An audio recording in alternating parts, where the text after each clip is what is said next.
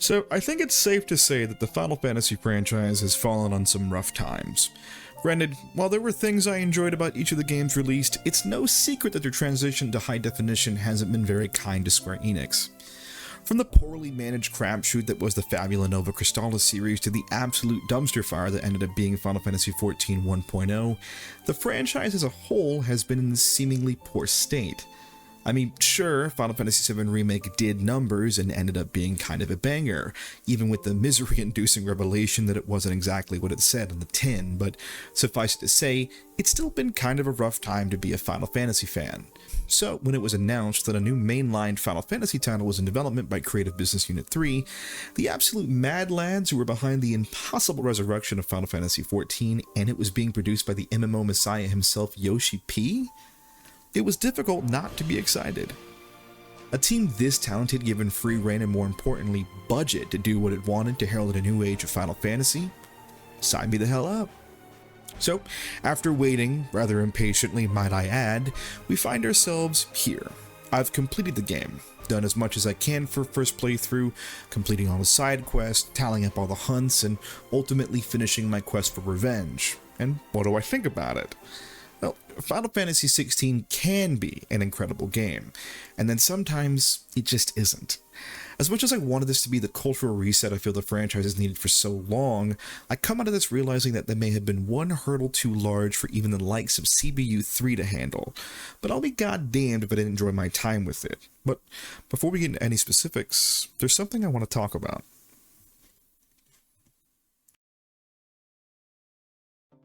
With every new mainline Final Fantasy entry, you've always got this cavalcade of opinions that roll up right alongside it. And I don't think I've seen a mainline entry be this controversial in its existence since the likes of Final Corridor 13. No matter where you look, there's some level of discussion being had as to whether or not the game is even remotely worthy of being called the mainline entry. There's all manner of ridiculous posts as far as the eye can see, spanning from your Reddits into your Twitters, all the way to the newly formed threads, which is kind of weird to think about, but here we are. To me, this discussion really holds no water, and in fact, the entire conversation seems pretty bupkis. I may be a Final Fantasy fan that came in during one of the latter eras, but I don't think that my opinion should be worth any less. From the very moment I set my hands on the OG Final Fantasy VII, all the way to my final moments hanging with the beautiful boys from 15, I knew one of the greatest strengths this franchise had was its willingness to cast aside preconceptions and attempt something new with every single entry. You can, of course, look towards particular eras of Final Fantasy and find points of similarity between the lot, but you really would be doing yourself a major disservice.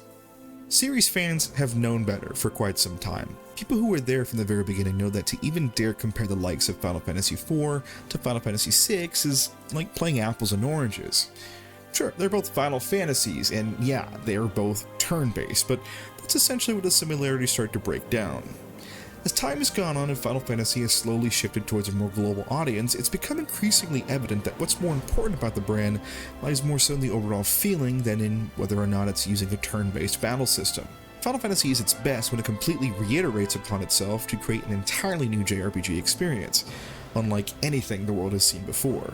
It's why it's considered the boss hog when talking about some of the other greats, like Dragon Quest or Shin Megami Tensei. Final Fantasy is always famous for attempting to push the genre forward onto new heights. Well, at least it is for me. It's so hard to put into words what exactly makes a Final Fantasy game because these titles are just worth more than the sum of their parts. It's a vibe, a feeling you get from setting forth on a whole new fantasy adventure. Final Fantasy can make a story about a traditional high fantasy king and castle type shit like FF1 just as interesting as a cyberpunk nightmare world drenched in allegory that is Final Fantasy VII. So whenever I hear people attempt to qualify newer entries by going down some sort of self-imposed checklist, it feels like a bad faith argument. If anything, I think I agree with Yoshi-P's standard tenets for Final Fantasy success. You got your story, your graphics, and your gameplay, and you put a couple chocobos in and you start cooking with gas! I know at the end of the day it's going to be way more complex than that, and that's honestly what makes each of the experiences for Final Fantasy so much more exciting for me as a fan. So I go into Final Fantasy XVI with open arms, ready for whatever experience it may give me, and you may be shocked to hear the results.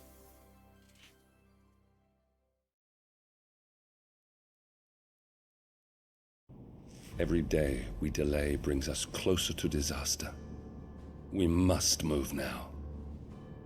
Against the Iron Kingdom. Final Fantasy XVI plants us in the world of Valistea, a planet rocked on all sides by grief, agony, sorrow, whatever negative adjective you can think of. Valistea is it.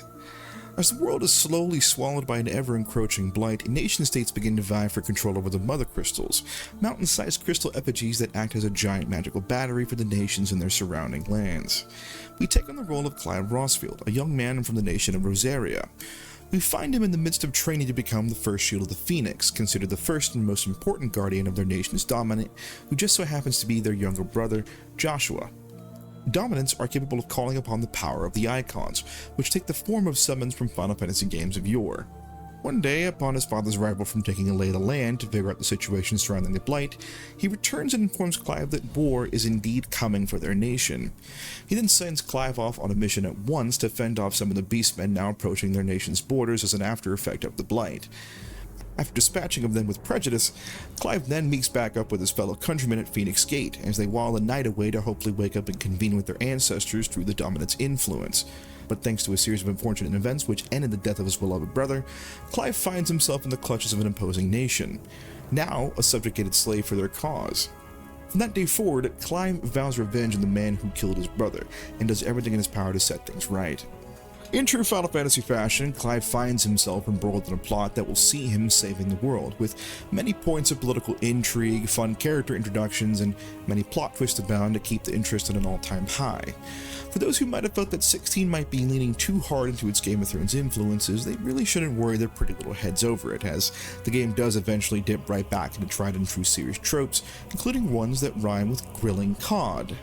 Which is even funnier when you think about it, because I've seen so many people get checked at the door when they see Clive to start to pull out the friends are my power kind of speeches that Final Fantasy is just an absolute magnet for. It's incredible, really. I think it goes without saying that Final Fantasy XVI's overall tone is definitely one of the biggest departures from series norms. Traditionally speaking, Final Fantasy is no stranger to adult themes, but even still, there's a certain charm that permeates the air of these releases that helps to even out the more depressing themes. Stuff like the silly Robo-Cat Moogle hybrid that is Kate Sith from Final Fantasy VII, or the Titus laugh from Final Fantasy X. There's always some kind of levity helping to maintain the balance of the game's tone. The same cannot be said of Valistea, at least in the beginning. The game does not shy away from approaching heavy topics like slavery, suicide, racial prejudice, and more. In fact, the world of Valistea can sometimes feel so downright awful that I've seen players simply bounce off of this game from that factoid alone. There's a section early on in the first half that feels so miserable that my roommate who was watching me go through it had only this to say: I've been watching you get accosted for just existing for the last 30 minutes, and it has been absolutely infuriating to witness. And yeah, I'd agree. It's insane to see how hard in the paint the game goes towards establishing the much nastier side of Valistea and its people. You don't even really get anything close to what can be perceived as a happy moment up until about the second half of the game, which is like, what, almost 15 to 20 hours into the fucking thing? And it's not like the tone is necessarily a bad thing, it's just that the moment-to-moment gameplay can feel so exhausting when an overwhelming majority of your time is spent aiding utterly irredeemable fuckwits. Hell, it's a wonder why Clive even gives a rat's ass about what happens to these people at all. It's a good thing that Final Fantasy XVI's characterization ends up being one of its strongest suits, otherwise I'd have thought Clive was just a wet blanket a very long time ago. Final Fantasy has been home to some of my favorite protagonists of all time, so it's great that 16 is very much up there with them in terms of quality. Both the main and supporting cast feel truly fleshed out. Whether it be falling in love with the zany antics of the lovable oaf that is Goats, or learning just how insanely based Gav is, over time you really grow to understand and love these characters. It's just a shame that in order to really sink your teeth in any of this, you have to struggle with the absolutely mediocre side content. And that sucks too, as I've read and heard about so many people just quitting side quests pretty early on due to their relatively boring nature. Players of Final Fantasy XIV will honestly feel more at home than most, as it seems Creative Business Unit 3 have all but straight up copied its general quest design and embedded it within 16, even including the quest designated by plus signs instead of exclamation marks that give players access to new gameplay mechanics as a reward, like giving Clive the ability to ride chocobos or extend his consumable inventory. And even as blatantly unenjoyable as these can be from a design standpoint, it's these same quests where some of the best writing and world building the franchise has seen ever occurs. You begin to really get a sense for who Clive is as a person by seeing how he interacts with the rest of the world, and it goes a long way towards giving enough justification to see why Clive would even dare put his neck out for the people of Valistea. You grow and create relationships with the local townsfolk, which can unlock even more side quests, culminating into larger full-size productions that very much mirror the main campaign in terms of size and scope. I'd even go as far as to say that if they just replace some of the mainline quests with some of the side quests, nothing of real value would be lost. Lord knows the last thing I want to do is travel halfway across the country on somebody's whim to pick up a bunch of arbitrary materials for a story MacGuffin that's only going to see use for just about one part of the storyline. Many of the game's best moments are unfortunately locked behind the side activities, but it isn't really the first time I've had to deal with something like that. It actually reminds me a lot of how the Legend of Heroes series approaches its side content, which is another absolute standout for JRPG excellence. Sure, a lot of the actual quest design just has you moving from location to location to talk to one NPC after the other, but it's always been less about the gameplay being derived from this content, and more so the world building that's on display. But of course, these stories would be nothing if it wasn't for the absolutely stellar performances on display.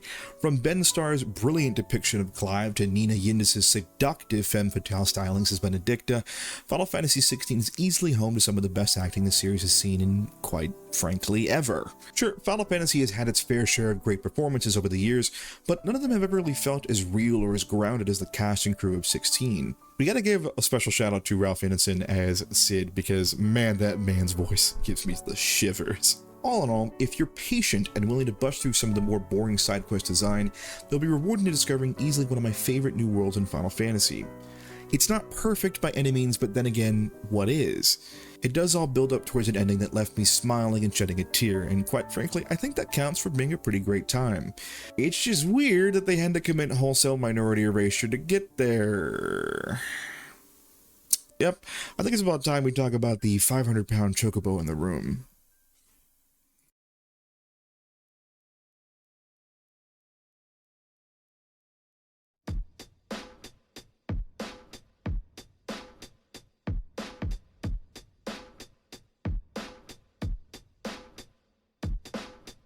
So, this isn't the first time Final Fantasy has been under the social justice hot seat, what with 15's more boy-centric ventures being called out for setting the majority of its narrative around the boys and getting rid of any presence of the XX chromosome. But it is certainly the first time a highly respected development leader has suffered from a large case of foot and mouth syndrome. In an interview with IGN, the reporter asked a question about the game's overall lack of diversity. The answer Yoshi-P ended up giving left many collectively scratching their heads. And I quote, "Our design concept from early stages of development has always heavily featured medieval Europe, incorporating historical, cultural, political, and anthropological standards that were prevalent at the time. When deciding on a setting that was best suited to the story that we wanted to tell, the story of a land beset by the Blight, we felt that rather than create something on a global scale, it was necessary to limit the scope to a single landmass. One geographically and culturally isolated from the rest of the world in an age without airplanes, televisions, or telephones. Ultimately, we felt that while incorporating ethnic diversity into Valistea was important, an over-incorporation into the single corner of a much larger world could end up causing a violation of these narrative boundaries we originally set for ourselves. The story we were telling is a fantasy, yes, but it is also rooted in reality." Huh. This answer is made all the more confusing when you take into account that brown people do exist in some capacity within Final Fantasy XVI. The entire Republic of Dhalmekia seems to take a lot of its cultural influences and architecture straight out of the Middle East, with several people of color appearing in both mainline and side quest activities. It's just a little weird because they all sound just like people from the other nations around Valistea. I could be wrong, there could have definitely been an effort on the part of Square Enix to hire minority talent to voice these roles, but it's just weird to hear so many people sound exactly the same as they do in places like Sambrek or Rosaria, when it's so obvious that we're in an entirely different part of the continent.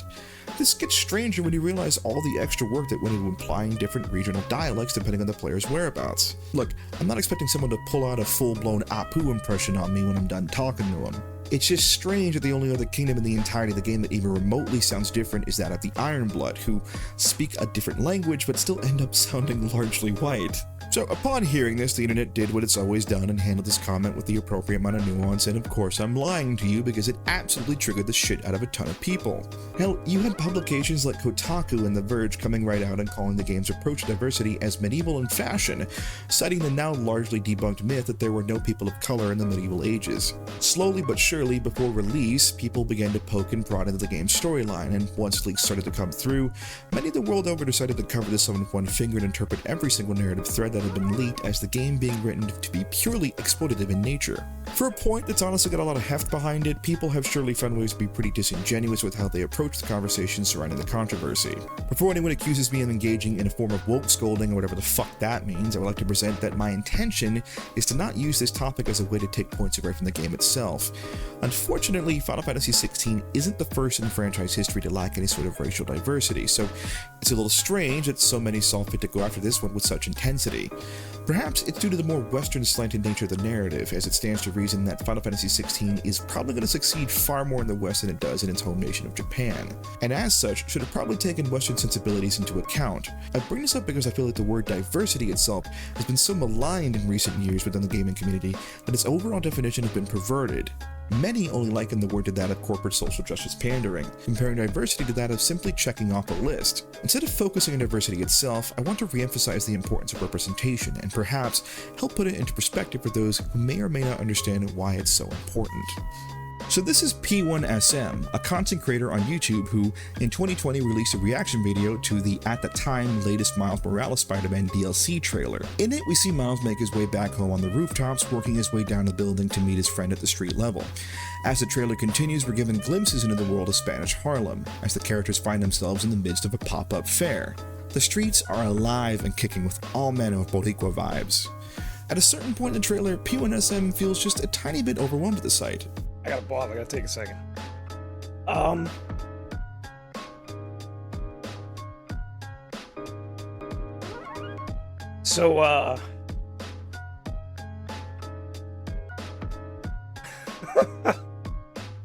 God damn it. Even with the smallest hint of representation, P1SM can't help but love every second of it, and yeah, I get it, it's not like I'm expecting a fucking bodega to pop up from LSD anytime soon, even if Final Fantasy XV's World of Eos apparently accepts American Express and sells cup noodle, but what the fuck do I know? This reaction video simply reinforces one notion, that the idea of seeing your people fully realized and represented in a way that not only feels culturally appropriate, but also celebrates it is a feeling that cannot be put into words. The general misunderstanding here seems to be that somehow, pushing for diversity is more so about eliminating a white presence and replacing it with insert whatever race you'd like to hear. When in actuality, it was never about that. It's simply about giving people from different walks of life a chance at being able to give themselves over fully to a fantasy. And it's not like people of color haven't been able to relate to white protagonists because they're normally not given much of a choice in modern video games anyway. It's more so that it's nice to just see a developer put time and effort into creating fully realized multiracial characters that people can look up to. It helps people feel seen. And sure, this is honestly just a small minority of people speaking out about this. I think the poll on Resetera clearly showed only about 2 to 4% of people were going to actively boycott the game because of the inherent lack of diversity, so it's not like this is an issue that's been widespread. It just would be something that's really cool that they'd put the effort in. There is, however, a potential theory that has surfaced which may give some light as to why this decision was made internally over at Square, and I'll be honest, after playing the game and witnessing its overall subject matter, I'm inclined to agree. Cloudy McDoom, who's a fantastic content creator by the way, you should really give them a follow, recently tweeted this as a joke, but honestly, the pieces just kind of line up. Kingdoms built off the backs of slavery are an absolutely huge talking point in a large majority of the writing, so I can't help but feel that somewhere along the line, the initial story premise for the game hit an executive's desk with them reacting in kind with a 1,000-yard stare as the words "magic slaves" shown greatly in big red letters across the cover. You can't sit there and tell me that any American executive would see this and not immediately put a stop to the possible controversy that would arise from using black slaves in a game's narrative in the year of our Lord, 2023. I guess when you put it into that kind of optics, it's a sort of gimme in terms of avoiding potential conflict, but still, I can't help but feel that it's just more of an excuse than anything. But a bullet dodged is a bullet dodged, so whatever helps, I suppose. At the end of the day, none of this stops my initial point from being true. Representation does matter. It's an important part of creating and facilitating a world and making it feel truly lived in. It's never about adhering to a checklist or replacing white people, it's just about feeling heard and seen. Hopefully, Square Enix takes a long look at how it was handled this time around and decides to do better for the next mainline entry, but that remains to be seen. Let's get back to it, shall we?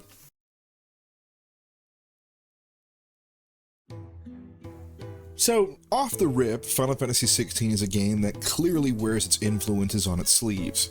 Unlike previous franchise entries, Final Fantasy XVI borrows several of its gameplay design elements from other well-known titles, such as the more recent God of War entries when in consideration of its world structure, and Devil May Cry's combat systems.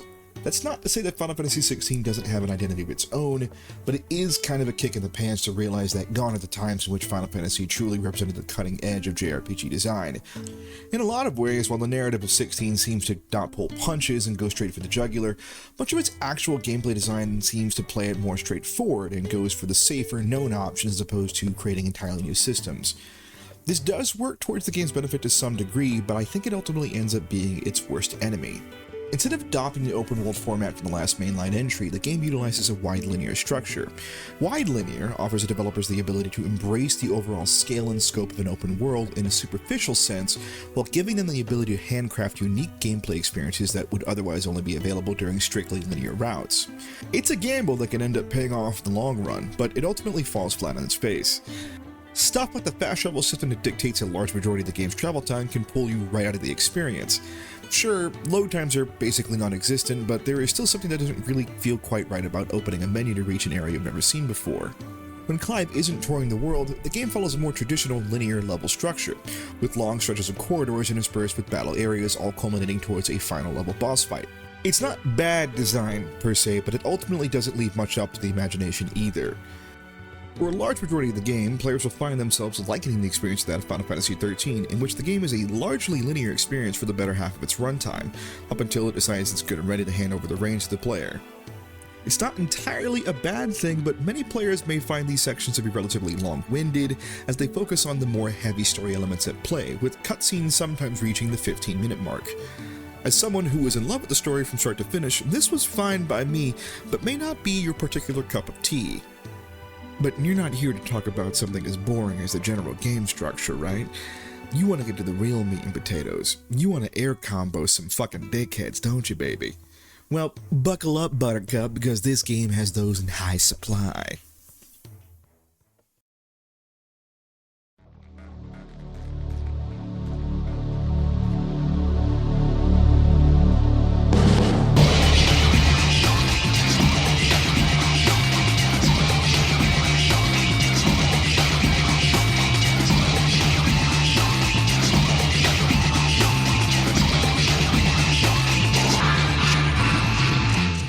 So the game isn't just borrowing elements from Devil May Cry, this is 100% Final Fantasy May Cry. If it weren't for the crazy summon abilities at your disposal, it might as well just be like any other character action game, and that's pretty cool actually. Clive's basic kit contains everything you would expect from a traditional character action title, like stingers, helm splitters, and enemy steps, alongside a basic 4-hit combo, which, if timed correctly, Clive can weave in magic bursts from his hands, creating an even longer and more devastating combo to keep his enemies at bay. The real hook comes in the form of the iconic abilities. Over the course of the game, through a means I will not spoil here, Clive finds he has the ability to siphon the powers of icons he faces, being able to channel them into his body and use them for his own purposes. As the game carries on and you face more of these beasties, Clive has the ability to cycle between 3 different icons at will, each with their own separate mechanics, such as the Garuda Claw, which acts as a sort of grappling hook, or Phoenix's Warp ability, giving Clive a consistent gap closer in the form of a teleport. Clive also has access to a separate modifier button which contains 2 of the 4 latent iconic abilities at his disposal, which are dictated by a cooldown. These abilities span over quite a range, from destructive launchers, multi-hit counters, and devastating AoE ultimates. It's all brought together by the presence of the will system. Similar to the stagger system introduced in Final Fantasy XIII and later included in Final Fantasy VII Remake, players can utilize their abilities to bring an enemy's will gauge down. The more will damage an ability has, the faster staggers will occur, giving the player a damage opportunity window in which the enemy remains flat on their face for a set amount of time. As is the case with character action games as a whole, there's an absolute fuckton of tech that makes itself readily apparent the more a player experiments with its systems, such as using Torgal to act as a combo extension while Clive is dealing with a recovery animation, or chaining together certain abilities that all feed into one another for a relentless onslaught of damage. Make no mistake, the battle system is an absolute treat, and if you give it the time it deserves, you will have a lot of fun with it. It's just a shame that for the most part, you really don't have to interface with the complexities within it. You may have been hearing this as a common complaint across the board, and unfortunately, I have to echo those same complaints here. See, the game just isn't very difficult at the end of the day. It includes several mechanics that attempt to make the game easier, which such as giving players the ability to equip these accessories, which can either make dodging just easier outright, or turn the game into a one-button affair by allowing Clive to perform extended combos by simply pressing the square button. But there was never a moment where I felt like it was entirely needed. Sure, some mid-bosses can certainly turn up the heat, but for an overwhelming majority of the battle encounters in this game, you're going to cut right through them with little to no trouble. It's a massive shame because what is on offer is so fun, but the overall lack of difficulty does make it so only boss fights ever feel like the only worthwhile fights throughout the entirety of the game. The game just also flat out lacks any form of RPG mechanics. Sure, you can cast magic, but like I said before, its usage is centered around basic combo extensions more than anything. There's no elemental resistances or attributes to take into account, and status effects are long gone. Pretty much the only two stats that are even worth a damn to you are your overall strength and defense, and even those pale in comparison to the weight they were given in previous entries. Anyone with a grasp for action games can easily trump most of the game's battles without interacting with any of the baseline RPG mechanics at all. It sucks because Final Fantasy is home to some of my favorite magical abilities, and to see none of them realized in the system feels like such a missed opportunity.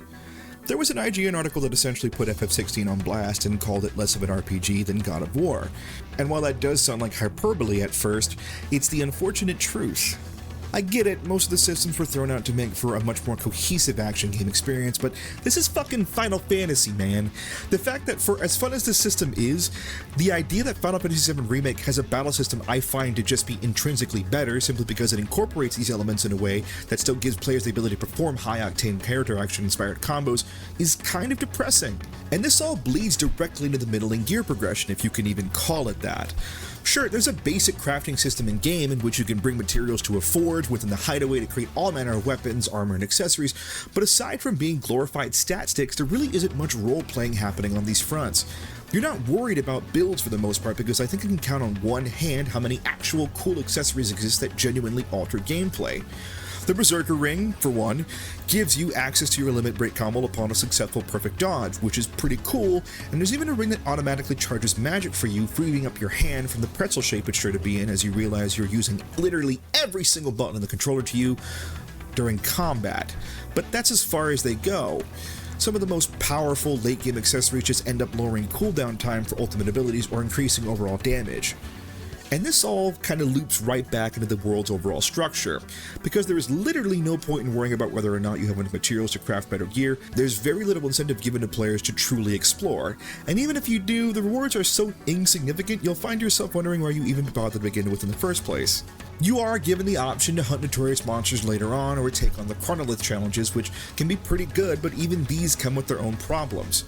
The Chronolith Trials, for instance, are fun little engagements that ask you to utilize several of an icon's abilities to accomplish particular types of kills, ending in a final boss. However, the rewards for this are just as uninteresting as anything else, as they just hand over another middling accessory that increases an ultimate ability cooldown.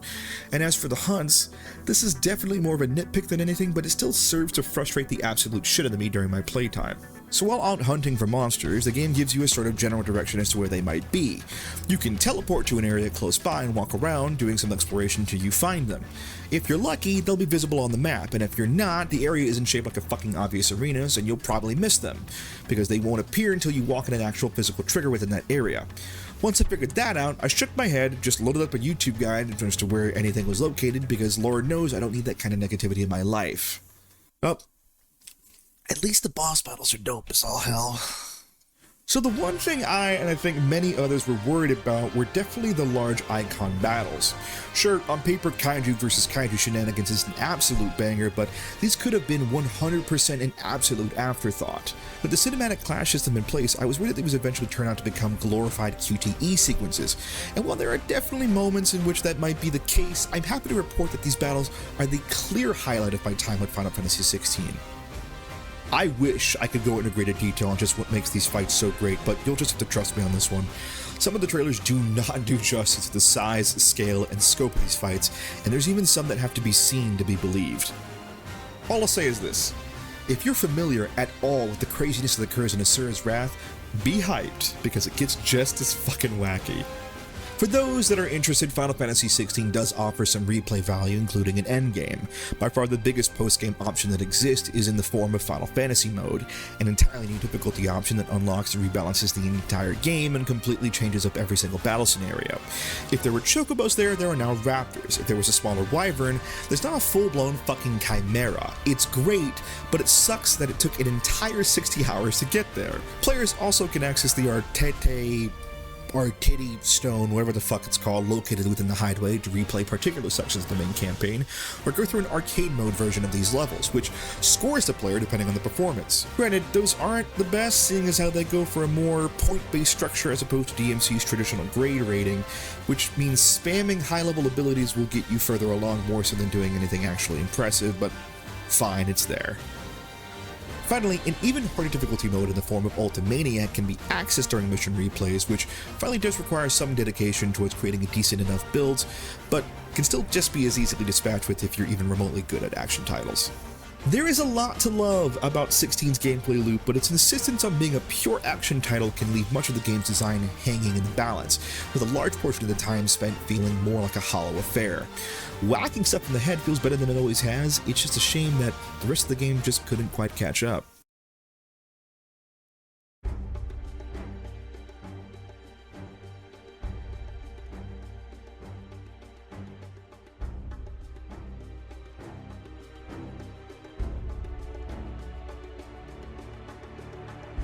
So while reading some thoughts on the game the other day, I saw a comment that said it feels like this game very much has two separate budgets, and I couldn't agree more. When it's operating on all cylinders, Final Fantasy XVI is home to some of the most awe-inspiring spectacles in video games to date. It's the first time in a long time that in-engine footage has felt closer to fully realized CGI FMVs of old, and for a large majority of the game, it's very evident that this is the case. The mocap and voice capture are absolutely next level, with their ability to capture a wide range of emotions, like Cid offering a side-eyed wink to Clive in the midst of a conversation, or the absolute ridiculousness that is two godlike beings beating their fists against one another. When the budget valve is turned on, it's an absolute dream, so it's a damn shame that most of your time is spent dealing with cutscenes that feel like they're ripped straight out of the worst BioWare games. Most of the player time is spent walking around the game world talking to NPCs, so whenever I look at these in action, I can't help but feel like I'm looking at a game that's coming right out of the 2010s. Everything from the canned character animations to the impossibly bad lip sync take what is normally an amazing experience and bring it hurtling down. If it wasn't for the incredible performances at play, I would be having the hardest time with the title, but thankfully, they're so goddamn good that they carry the rest of the presentation. Now, I'm no Digital Foundry member, not by a long shot, but even I can tell when a game's image quality is just not where it needs to be. The game flip-flops between moments of dizzying excellence, only to shoot right back down because of the dizzying amount of blur applied to the game that now, thankfully, can be turned down or outright removed thanks to a recent patch. My first playthrough was marred by this, and there were definitely times where I felt my already weak eyes wincing in pain as I tried to focus on things, but the game would suddenly decide to pan to them just far enough out of focus to make people I'm talking to in the scene look like a messy blur. It doesn't help that the performance mode option might as well only be present in name, as half the time most of the game is spent cycling around 30 to 40 frames per second, if I'm lucky. Battles seem to handle fine, but the insane amount of particle effects on display can sometimes make you feel like a side character trying to keep track of a main character fight. It's ridiculous how blind you'll find yourself in some of these fights, but it's also hard to not just sit there and smile at the sheer absurdity on display, so that's a take it or leave it kind of thing. If there is one thing that is utterly impeccable, it is without a doubt the soundtrack. Sure, there aren't as many memorable tracks as, say, something like Somnus from Final Fantasy XV, but it's more than made up for with the sheer amount of variety on display.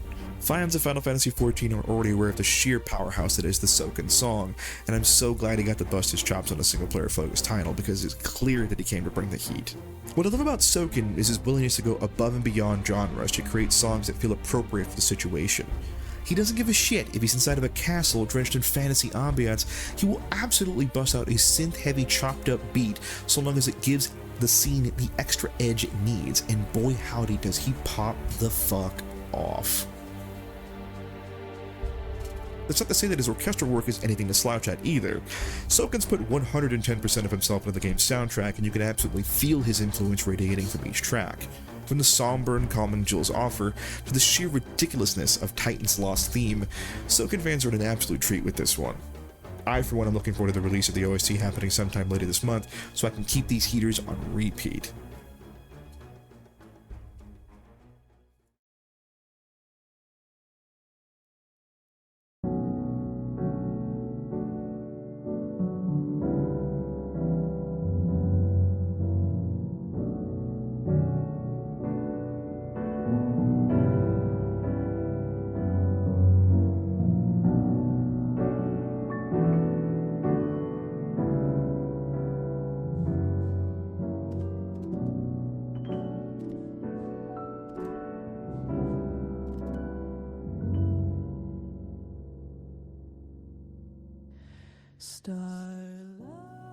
You know, it's difficult.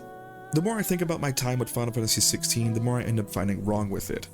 I don't know if it's just the overly critical part of my brain that wants to give you guys a decent review or what, but I end up really feeling like I'm being far too critical for an experience that ultimately had me in its clutches throughout the entirety of its runtime. If I were to score this game, my brain is saying something closer to a 7 or an 8.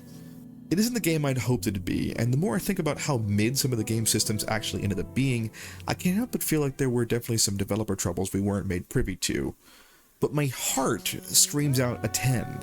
I loved it, for all of its faults. I have a very hard time thinking about my experience as a whole as nothing more than a positive one.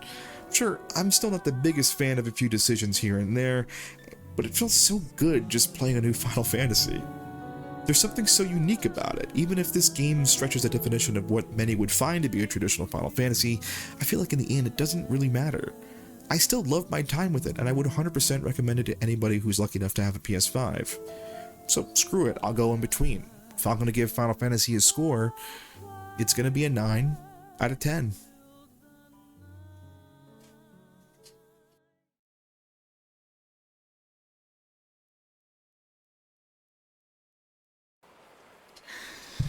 Hey everybody, this is Phil. This is just like a little last minute pop off to talk to you guys. This is the first review I've ever done. It seems it might be a little haphazard, and I apologize for that. It's the first time I've ever sat down and done one of these things by myself. I'm editing the video, I'm doing all the audio, I'm doing all of it by myself, and it's certainly a learning process for sure. And I want to thank everybody who's showing up to even remotely take a look at the video, and I hope that you guys stay because we do have some more content planned for the channel. When it's going to get here, I don't know, but I most definitely want to actually stick with it this time and do more for it. So I appreciate everybody's patience in dealing with that. So if you like what you saw, do whatever the YouTuber thing is, like, favorite, comment, subscribe, all that bullshit. If you didn't don't leave a dislike, please. Just tell me why you didn't like it. And be nice about it. Thanks, guys.